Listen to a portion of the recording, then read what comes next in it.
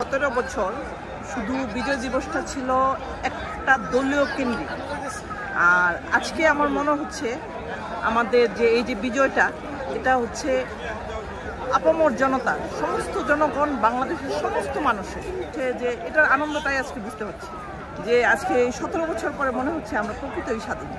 আজকের যে বিজয় দিবসটা সেই নতুন বিজয় দিবস, মানে যে এত আনন্দ, এটা খুব আনন্দ। যাদের প্রাণের বিনিময়ে এই লাল সবুজের পতাকা আজকে পেয়েছি, তাদের আমাদের অন্তরের অন্তঃস্থল থেকে লাল গোলাপের শুভেচ্ছা। এই বিজয় দিবসে সবাই মন খুলে কথা বলতে পারতেছে এবং হাঁটতে পারতেছে। একটা বিজয়ের যে প্রকৃত বিজয় আমরা পেয়েছি এই দিবসে। এই বিজয় 71, এই 24, এই অর্জন আমরা বিফল হতে দিব না। আমরা এই অর্জনকে ধরে রাখবো, ইনশাল্লাহ গণতন্ত্র প্রতিষ্ঠা করব।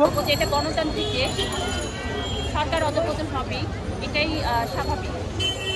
যেটা যে আমরা চাইবো যে আমাদের বাংলাদেশটা যেন আমাদের ভালোবাসায় গঠিত হয়, মানে গর্বিত করে রাখার মতো একটা স্মৃতিপূর্ণ করে রাখতে হয়। সেটা যে দলেই হোক, আমরা চাই না সন্ত্রাস, চাই না রাহাজানি, চাই না মারামারি কাটাকাটি, এরকম কোনো কিছু চাই না।